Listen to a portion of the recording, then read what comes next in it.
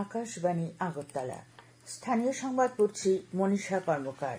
আজ ত্রিপুরার অন্যতম রূপকার প্রাক্তন মহারাজা প্রয়াত বীর বিক্রম কিশোর মাণিক্য বাহাদুরের 118তম জন্মজয়ন্তী। আগরতলা সহ সারা ত্রিপুরায় শ্রদ্ধা ও সম্মানের সঙ্গে দিনটি পালিত হচ্ছে। শিক্ষা, স্বাস্থ্য, যোগাযোগ ও পরিকাঠামো উন্নয়নে তাঁর অবদান আজও স্মরণীয়। মুখ্যমন্ত্রী অধ্যাপক ডাক্তার মানিক সাহা সকালে আগরতলা 0 পয়েন্টে প্রতিষ্ঠিত বীর বিক্রমের মূর্তিতে শ্রদ্ধার্ঘ্য নিবেদন করবেন। এছাড়া এ উপলক্ষে আলোচনা সভারও আয়োজন করা হয়েছে। দুপুর 12টায় আগরতলার রবীন্দ্র শতবার্ষিকী ভবনে আয়োজিত এই আলোচনা সভায়ও মুখ্যমন্ত্রী উপস্থিত থাকবেন। দুপুরে আগরতলা প্রেস ক্লাবে নর্থ ইস্ট ফাউন্ডেশন ও হেল্পিং হ্যান্ড সংস্থার যৌথ উদ্যোগে প্রয়াত মহারাজার উদ্দেশ্যে স্মৃতিচারণ ও আলোচনা সভার আয়োজন করা হয়েছে। উল্লেখ্য, এ উপলক্ষে আজ রাজ্যের সরকারি ছুটি। বহুমুখী প্রতিভা সম্পন্ন ও প্রজাবৎসল হিসেবে পরিচিত প্রয়াত বীর বিক্রম কিশোর মাণিক্য ছিলেন ত্রিপুরার শেষ মহারাজা। 1908 সালের 19 আগস্ট তিনি জন্মগ্রহণ করেন। তার নামানুসারে আগরতলা বিমানবন্দরে নামকরণ করা হয়েছে। আগরতলার ঐতিহাসিক উজ্জয়ন্ত প্রাসাদ সহ ত্রিপুরার বিভিন্ন স্থানের উন্নয়নে তার দূরদর্শী ভূমিকা রাজ্যের ইতিহাসে বিশেষভাবে স্মরণীয় হয়ে রয়েছে। ব্রিক্স পরিবেশ মন্ত্রীদের দ্বাদশ বৈঠক নতুন দিল্লির ভারত মণ্ডপে অনুষ্ঠিত হয়েছে। সদস্য দেশগুলোর মধ্যে অর্থবহ আলোচনা, ঐকমত্য গড়ে তোলা এবং পরিবেশগত সহযোগিতা জোরদার করার ক্ষেত্রে এই বৈঠক একটি মঞ্চ হিসেবে কাজ করছে। কেন্দ্রীয় পরিবেশ, বন ও জলবায়ু পরিবর্তন মন্ত্রী ভূপেন্দ্র যাদব বৈঠকে সভাপতিত্ব করেছেন। গতকালকের মূল বৈঠকের ভাবনা ছিল নতুনত্ব গ্রহণ, উদ্ভাবন, সহযোগিতা ও সুস্থায়ী উন্নয়ন।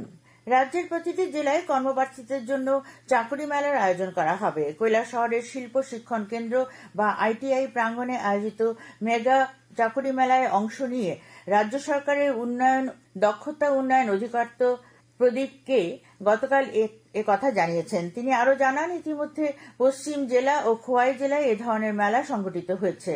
কৈলাসহরের মেলাটি তৃতীয়। চাকরি মেলা উদ্বোধন করেন ঊনকোটি জেলা পরিষদের সভাধিপতি অমলেন্দু দাস। মেলায় 13টি চাকরি প্রদানকারী প্রতিষ্ঠানের 9,717টি পদের জন্য ইন্টারভিউ নেওয়া হয়।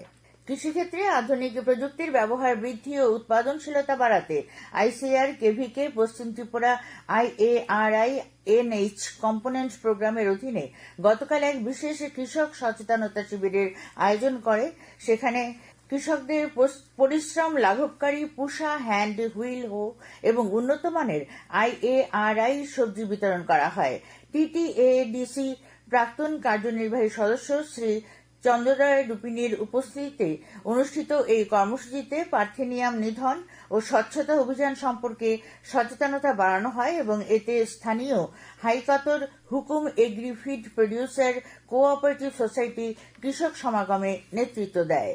কেন্দ্রীয় পেট্রোলিয়াম ও প্রাকৃতিক গ্যাস মন্ত্রী হরদীপ সিং পুরী জানিয়েছেন, দেরগাঁও ডিমাপুর পাইপলাইন চালু হওয়ার ফলে নাগাল্যান্ড এখন উত্তর পূর্ব গ্যাস গ্রিড এবং জাতীয় গ্যাস গ্রিডের সঙ্গে সংযুক্ত হয়েছে। সামাজিক মাধ্যমে গতকাল তিনি বলেন, এই পাইপলাইন উত্তর পূর্ব ভারতকে দেশের উন্নয়নের অন্যতম চালিকা শক্তি হিসেবে গড়ে তোলায় যুগান্তকারী পদক্ষেপ। এর মাধ্যমে প্রকৃত সমন্বিত গ্যাসভিত্তিক অর্থনীতির দিকে এই অঞ্চল আরও এক ধাপ এগিয়ে যাবে বলে তিনি আশা ব্যক্ত করেন। দক্ষিণ জেলার বিলোনিয়া মহকুমা হাসপাতালে গতকাল রোগী কল্যাণ সমিতি ও গভর্নিং বডির সভা অনুষ্ঠিত হয়। দক্ষিণ ত্রিপুরার জেলা শাসক মোহাম্মদ সাজ্জাদ পীর পৌরোহিত্যে অনুষ্ঠিত সভায় বিধায়ক দীপঙ্কর সেন সহ অন্যান্যরা উপস্থিত ছিলেন। ছাত্রছাত্রীদের মানসিক স্বাস্থ্য সম্পর্কে সচেতনতা বৃদ্ধির লক্ষ্যে রাজ্যের 32টি ডিগ্রি কলেজে বিশেষ সচেতনতা কর্মসূচি গতকাল থেকে শুরু হয়েছে। NHM ও ত্রিপুরা সুন্দরী হাসপাতালে যৌথ উদ্যোগে উদয়পুরের নেতাজি সুভাষ মহাবিদ্যালয়ে এই কর্মসূচি শুরু হয়। উদ্বোধন করেন উদয়পুর পুর পরিষদের চেয়ারম্যান শীতল চন্দ্র মজুমদার। ত্রিপুরা ফুটবল অ্যাসোসিয়েশন পরিচালিত রাখাল স্মৃতি শিল্ড নকআউট ফুটবল প্রতিযোগিতায় কল্যাণ সমিতি সেমিফাইনালে উঠেছে। গতকাল রাতে উমাকান্ত মিনি স্টেডিয়ামে অনুষ্ঠিত খেলায় কল্যাণ সমিতি 2-1 গোলে টাউন ক্লাবকে পরাজিত করে। আজ সন্ধ্যায় ব্লাড নর্থ ক্লাব খেলবে রামকৃষ্ণ ক্লাবের বিরুদ্ধে।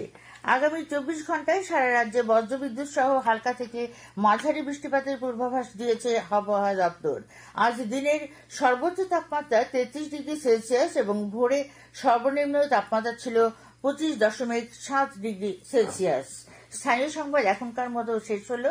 পরবর্তী বাংলার স্থানীয় সংবাদ প্রচারিত হবে সন্ধে 7:55।